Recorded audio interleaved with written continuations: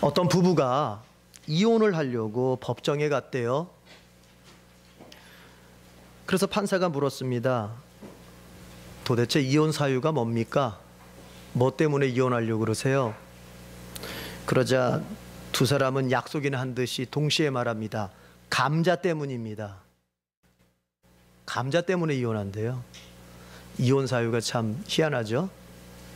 그래서 판사가 들어봅니다. 어찌된 사연인지. 들어보니 이런 내용이에요. 어느 날 부인이 감자를 쪄서 설탕과 함께 남편에게 내놓았어요. 그러자 남편이 버럭 화를 내면서 말을 하는 거예요. 아니, 누가 감자를 설탕에 찍어 먹냐? 어이가 없네 정말. 당장 소금 가지고 와 하면서 소리를 막 지르는 거예요. 그 소리를 듣고 있던 아내가 가만히 있었을까요? 한마디 보탰어요. 아니, 먹을 것을 주면은 고맙다는 말은 못하고 웬 소금 타령이야. 감자는 설탕에 찍어 먹어야 맛이 있는 거지 하면서 대들었어요. 남편이 또 더 화가 납니다. 아니, 이 옆에 내가 어디서 말대꾸야. 내가 저번에 처갓집 갔을 때 알아봤다. 네 집안이 다 감자를 설탕에 찍어 먹었을 때부터 알아봤어. 집안 꼴하고는 이렇게 또 대꾸라는 거예요. 그러니까 또 아내가 뭐라고? 우리 집안이 어떻다고? 그럼 당신 집안은 어떻고? 이 무식한 집안 같으니라고. 거기까지 가니까 남편이 뭐 무식한 집안? 좋다. 이번 기회에 그 무식한 집안하고 한번 갈라서 보자 하고는 법정에 찾아온 거예요. 진짜 감자 때문에. 판사가 한참 넋을 잃고 듣고 있는데 이제 이 얘기가 맞춰지면서 그 남편이 판사에게 물어요. 판사님도 감자를 소금에 찍어 드시죠? 물어봤어요. 그러자 또 옆에 있는 그 여자가 아니죠. 설탕에 찍어 드시죠? 판사가 대답을 하기를요. 뭐라고 한지 아세요? 아닙니다. 저는 감자를 신김치에 싸 먹습니다. 하고 이렇게 대답을 했대요. 사랑하는 성도 여러분, 설탕이면 어쩌고 소금이면 어떻겠어요? 그게 내 아내를 이해해주고 내 남편을 존중해주는 것보다 더 중요한 문제입니까? 그 정도도 부부가 이해하지 못한다면 어떻게 살겠어요? 꼭 그 자리에서 자기의 자존심을 내세워야 되겠습니까? 세상은요, 내가 알고 있는 것보다 더 많은 방법과 원리가 있고 내가 경험한 것보다 더 많은 삶의 다양성들이 있는 거예요.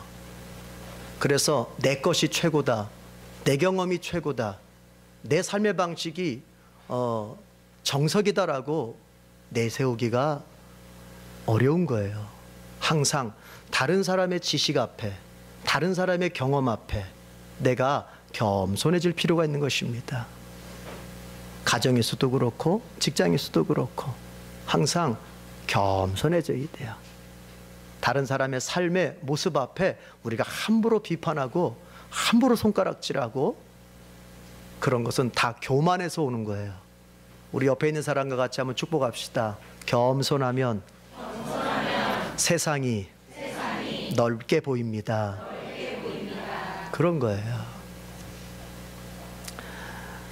바리새인들과 세례 요한의 제자들이 금식을 하고 있었습니다. 구약 성경과 이스라엘의 역사를 가만히 살펴보면, 연구해 보면 금식의 변천사가 있어요. 구약 성경에서는 몇 가지 조건이 있을 때만, 구약 시대에는 사실 몇 가지 조건이 있을 때만 금식을 했어요. 예를 들자면 괴로운 문제가 있거나 회개할 일이 있을 때, 또 제정된 속죄일 같은 날, 대속죄일, 1년에 한 번 대제사장이 지성소에 들어가서 죄를 속죄하지 않습니까? 그럴 때, 그리고 국가적인 재난을 만났을 때 이스라엘 백성들은 회개하면서 금식을 했어요. 그런데 이게 시간이 더 가면서 학자들은 예언자 시대가 끝날 때 무렵이라고 얘기하는데, 그때쯤 보면은 금식이 국가적으로 전통화되기 시작해요. 그러니까 아까 앞에서 얘기했던 그러한 조건들 외에 다른 조건들로 금식이 좀 더 추가가 돼요. 스가랴 7장 5절이나 8장 19절에 보면은 이스라엘 백성들이 그 당시만 해도 1년에 4번 금식하는 것이 딱 절기화됐어요. 국가적으로 제정이 돼서 법으로 4월달, 5월달, 7월달, 10월달 이렇게 1년에 4번을 금식을 의무적으로 하게 됐어요.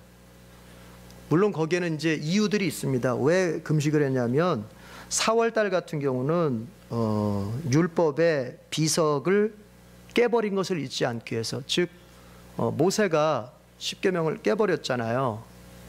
그래서 굉장히 이스라엘 백성들에게 큰 비참함이 있었지 않습니까? 그것을 잊지 않기 위해서. 5월 같은 경우는 느부갓네살이 바벨론의 왕이죠. 예루살렘 성전을 파괴했는데 그날을 잊지 않기 위해서 5월에 금식을 합니다. 그리고 7월은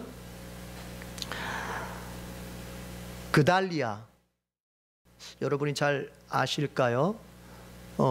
이스라엘이, 그러니까 남유다가 바벨론에 의해서 멸망당한 다음에 이제 그 유다의 왕은 시드기야는 두 눈이 뽑힌 채로 쇠사슬에 묶여서 바벨론으로 끌려갔고, 그 남아있는 유다 백성을 통치하고 돌보기 위해서 바벨론이 그달리아라고 하는 왕족 중에 한 명을 총독으로 세우게 됩니다. 그런데 그 그달리아가 암살당해요. 이스마엘에 의해서.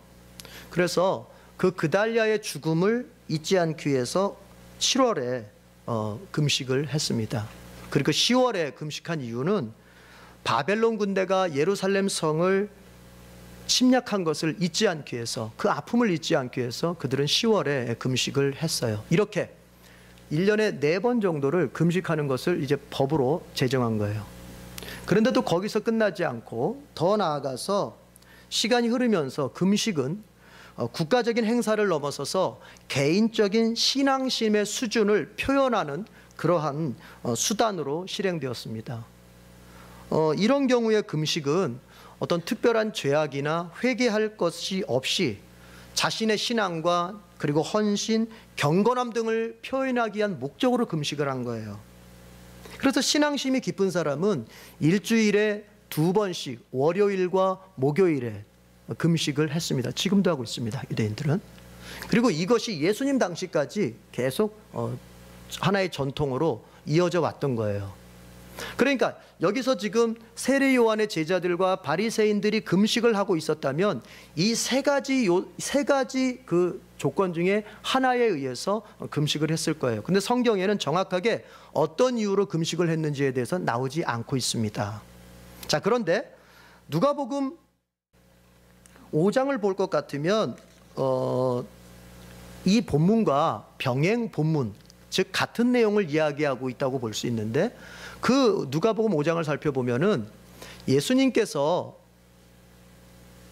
어디에 계실 때 이 사건, 지금의 이 본문이 일어나냐면은, 그러니까 세례 요한의 제자들과 바리새인들이 금식하는 그 시기에 예수님은 뭐 하고 계셨냐면은 마태, 세리 마태가 예수님을 영접하면서 예수님을 위한 잔치를 열었습니다. 그리고 자기와 똑같은 세리와 죄인들을 초청해서 예수님과 함께 먹고 마실 때 이제 오늘 이 본문의 사건이 일어난다고 볼 수 있습니다.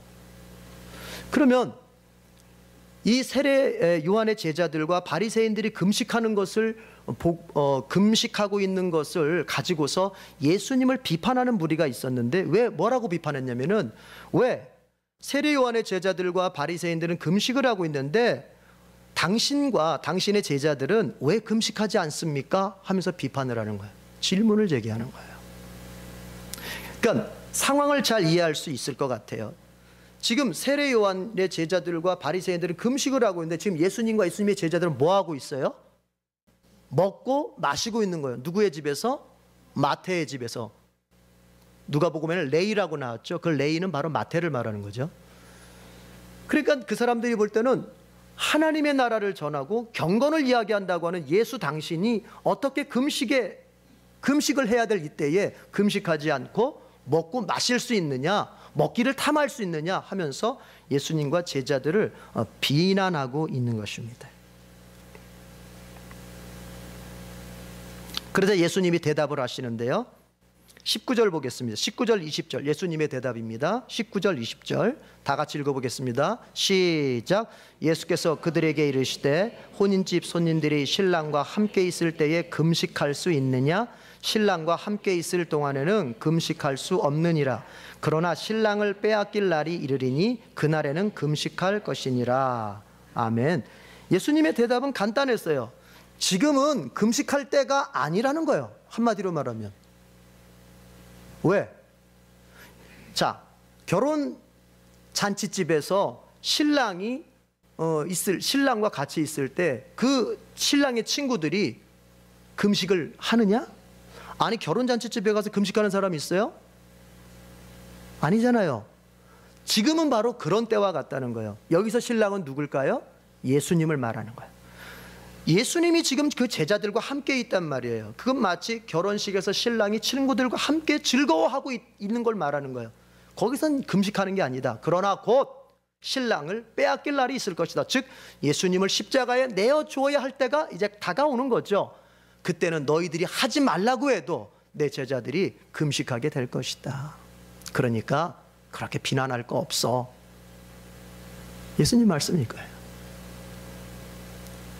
여러분, 어떻게 보면은 바리새인들과 세례 요한의 제자들의 금식을 근거로 해서 예수님을 비난하는 내용이 더 신앙이 있어 보이고 더 경건해 보이죠. 아마 이 비난한 사람들 역시 바리새인들일 것입니다. 저는 그렇게 해석을 하는데요. 그러니까 바리새인들이 예수님 보고 왜 금식해야 될 때 금식하지 않고 왜 먹고 마시느냐 비난하는 것은 더 믿음이 좋아 보이잖아요. 항상 비난이라고 하는 것은 겉으로 볼 때는 항상 더 논리적이고 항상 더 그럴싸하게 보이는 법이에요. 그러나 바리새인들의 그 비난의 배후에는 뭐가 있냐면은 예수님에 대한 미움이 있어요. 정말 신앙의 원리, 신앙의 정도를 말하고자 하는 것이 아니라 예수님을 미워하기 때문에 비난하는 거예요. 여러분, 그래서 우리는 이 본문 속에서 먼저 한 가지 교훈을 얻습니다. 미움은 언제나 가장 나쁜 시각으로 보게 만듭니다. 한번 따라해 봅시다. 미움은 언제나 가장 나쁜 시각으로 보게 만든다. 내가 누군가를 미워하면요, 그 사람의 모든 것이 다 나쁘게 보입니다. 내가 그 사람의 행실이 옳고 그러냐를 말하기 이전에 사실은 그 사람 자체가 너무 미운 거예요. 그 사람이 싫어지면 그 사람에게서 나와지는 긍정적인 삶의 모습까지도 다 나쁘게 말해보고 싶은 거예요.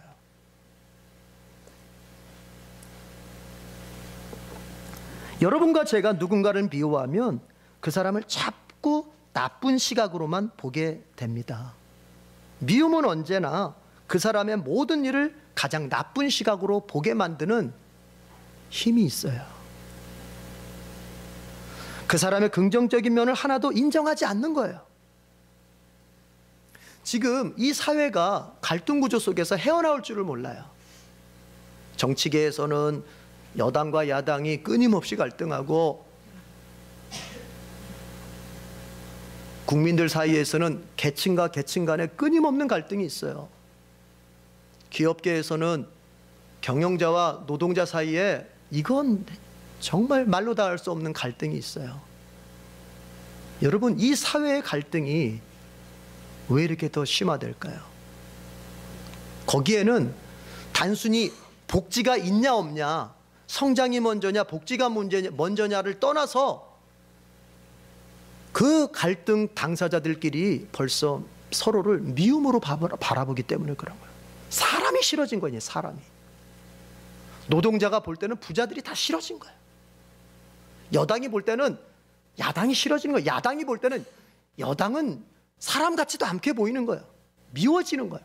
그러면 자꾸 여러분 미움이 계속 나를 지배하게 되면 내 안에서 분노가 일어나요. 분노가. 그 분노를 상대방한테 다 쏟아버려요. 그럴수록 사회는 더 혼란 속에 빠지게 되는 거죠. 사람이 밉다 보니까, 예를 들어서 여당에서 뭘 좋은 걸 했다, 인정 안 해요. 어떻게 해서든지 그것에 대한 비판점을 찾아요. 그래서 그거를 언론에다가, 야당이 좀 긍정적인 일을 했다, 절대로 여당에서는 잘했다 얘기 안 합니다. 어떻게 해서든지 흠집을 냅니다. 여러분, 서로에 대한 미움 때문에 상대방의 긍정적인 면들이 내게 받아들여지지가 않는 거예요. 그러면 이 사회는 계속 갈등하게 되고, 그 갈등의 끝은 뭡니까? 성경이 말하고 있죠. 피차 물고 뜯으면 다 같이 망한다예요. 이 사회의 양극화는 망하는 증상 중에 하나인데, 이것의 시발점은 서로에 대한 미움이에요.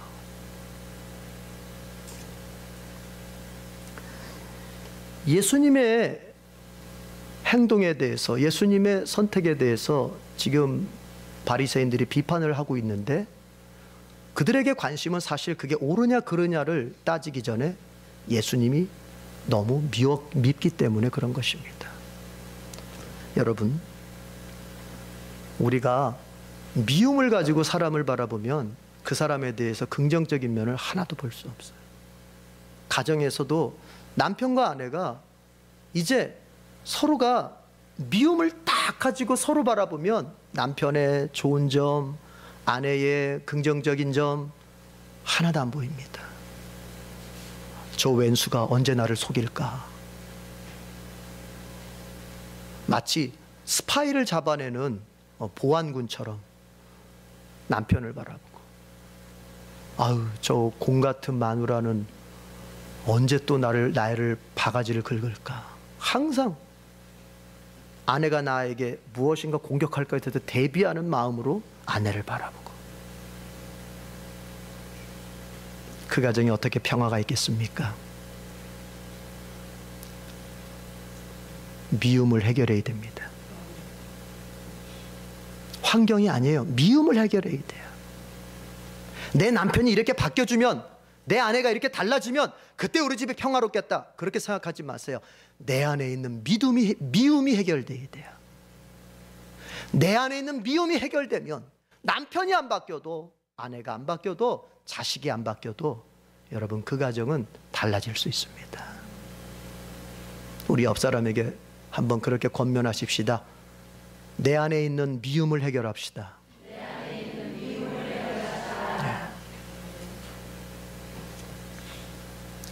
미움은 그렇게 상대방에 대해서 언제나 가장 나쁜 시각으로만 보게끔 만드는 힘이 있다면, 반면 사랑은 또 다른 힘을 줍니다.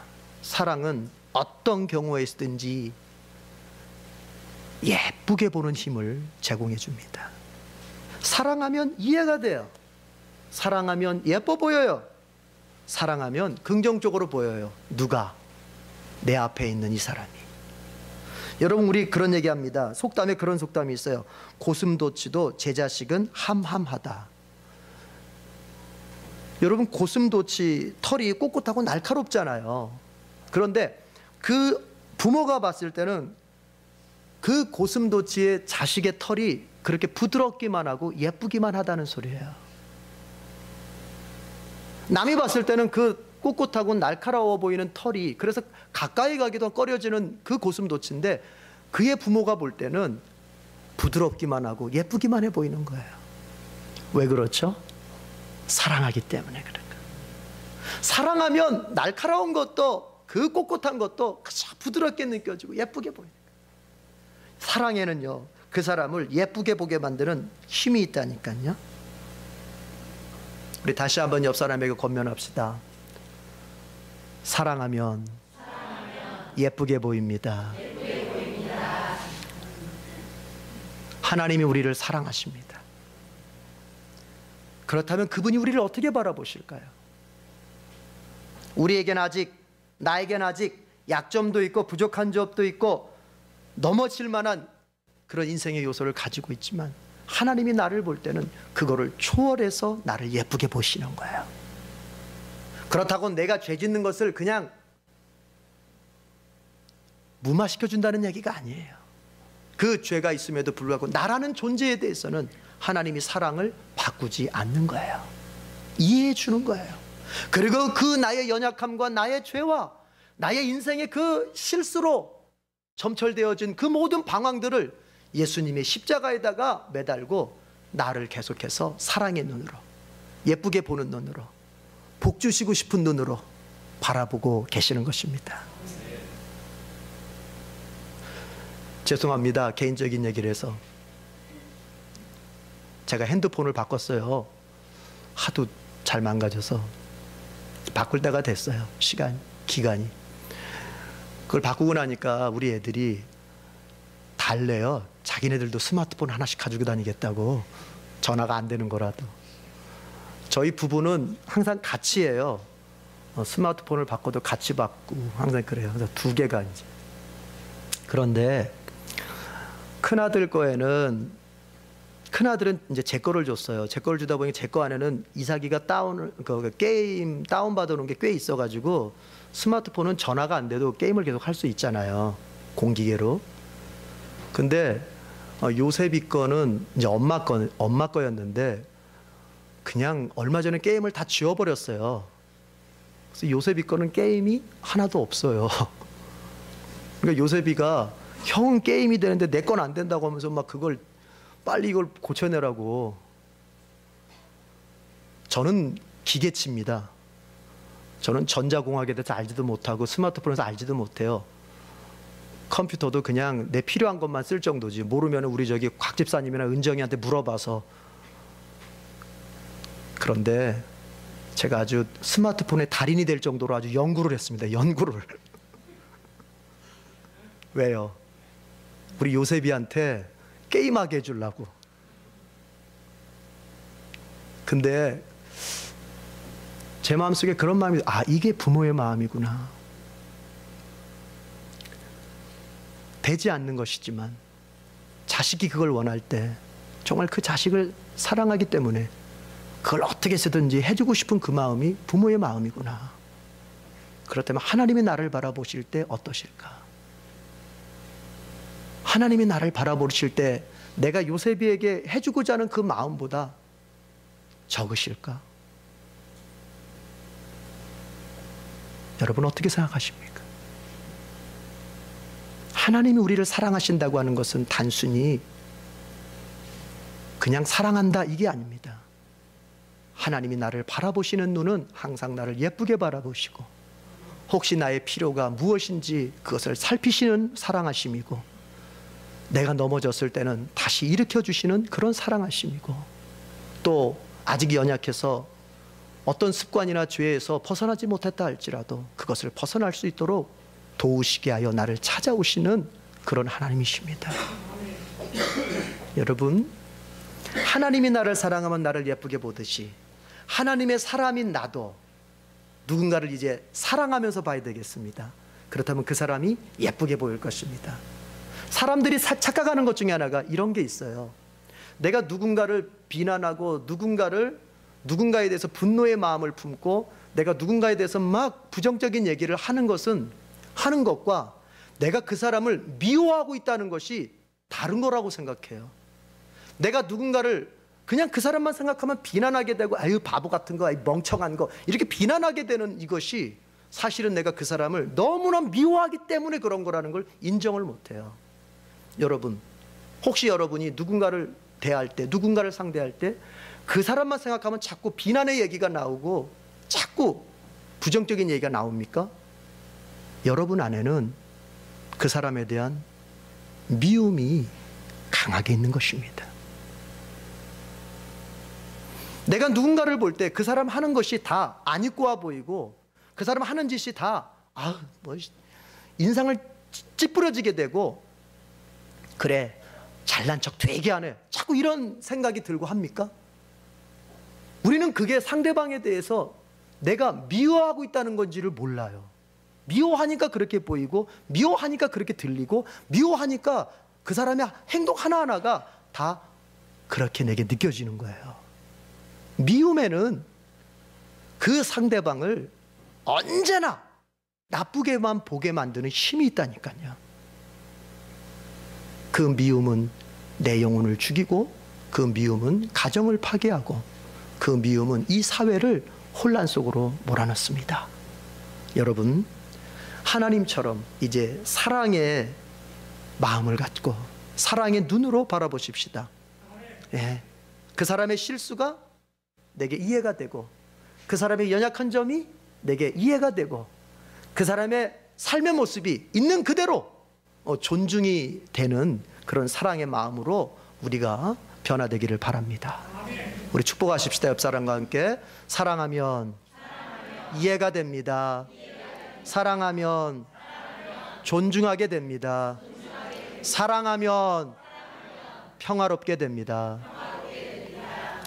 그러나 바리새인들은 예수님을 비난했는데 그 배경은 미움 때문이었습니다.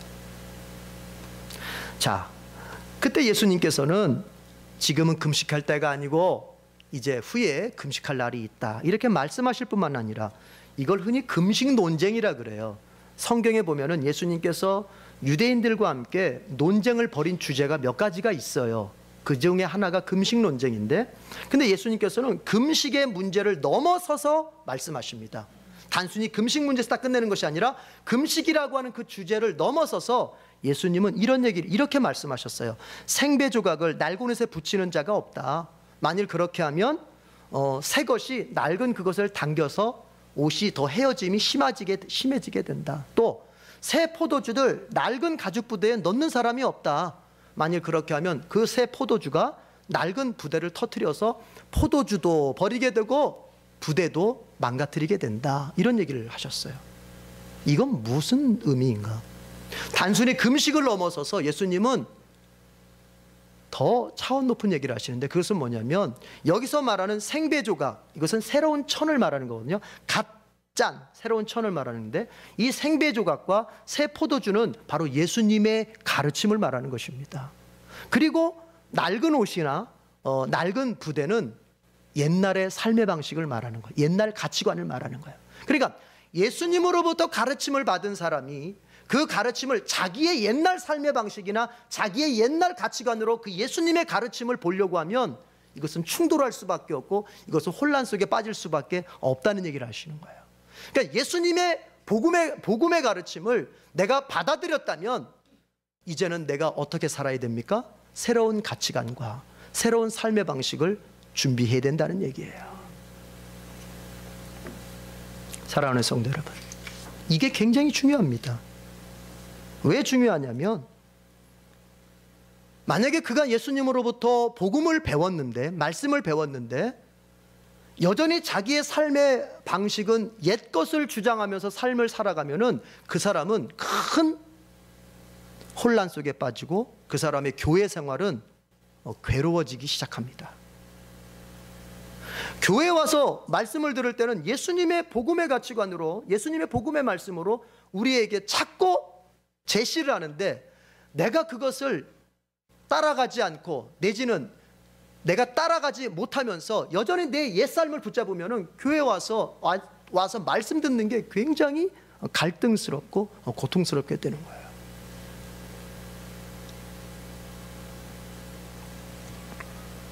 여러분과 제가 예수님의 말씀을 배우는 사람들입니다.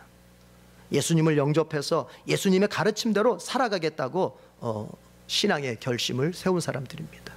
그렇다면 이제 필요한 것은 뭐냐면 새 부대와 그리고 새 옷을 준비할 수 있어야 돼요. 그게 맞는 거야. 예수님의 가르침과 내 삶의 새로운 방식이 한 세트가 될 때 여러분 그 인생 속에 놀라운 기적이 일어나고 복이 일어나는 거예요.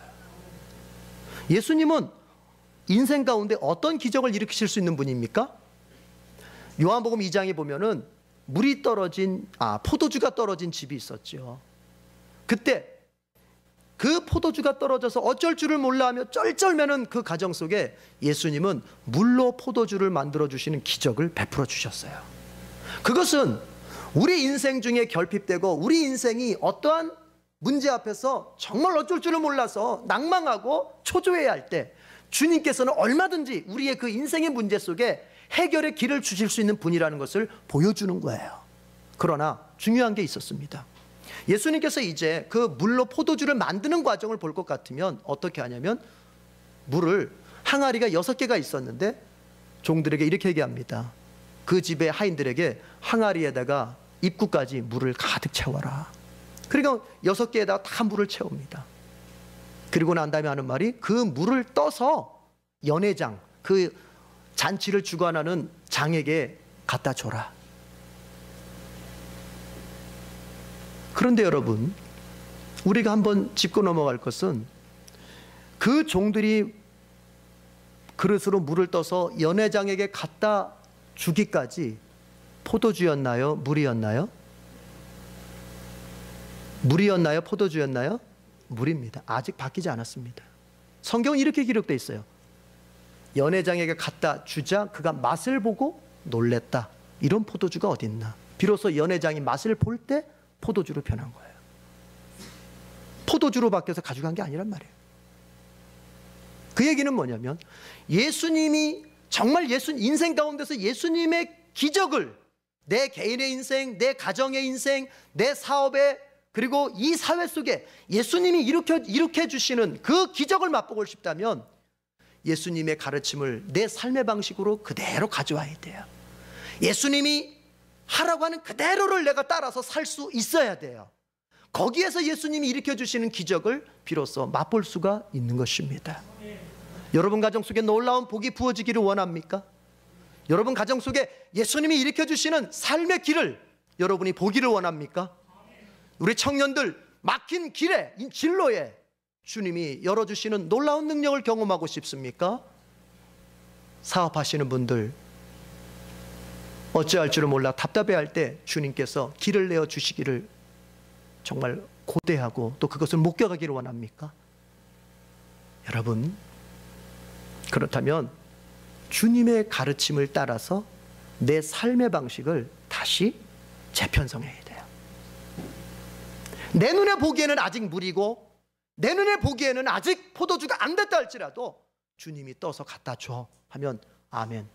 내 눈에 보기에는 이 방식이 아닌 것 같고, 내 눈에 보기에는 이것이 뭔가 이 사회적 통념, 내가 이 나이 먹도까지 경험해온 바에 의하자면 이것은 아니라고 생각되어 판단되어지는 것이 있다 할지라도 주님이 그렇다 하면 아멘 하고 따라가는,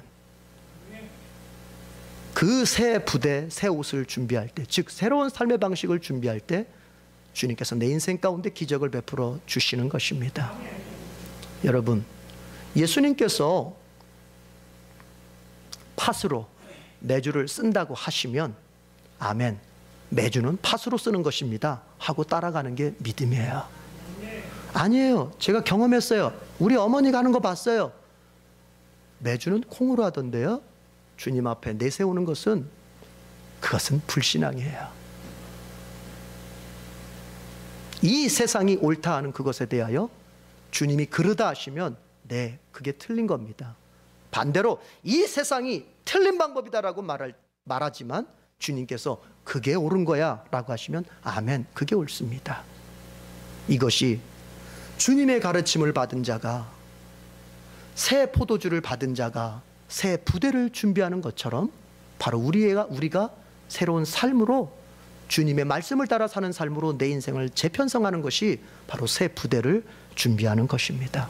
그러면 포도주도 여전히 보존할 수 있고 부대도 여전히 보존할 수 있습니다. 오늘 주님 말씀하십니다. 주님의 복음은 새로운 삶의 방식, 그것에 담아야 된다. 기도하겠습니다.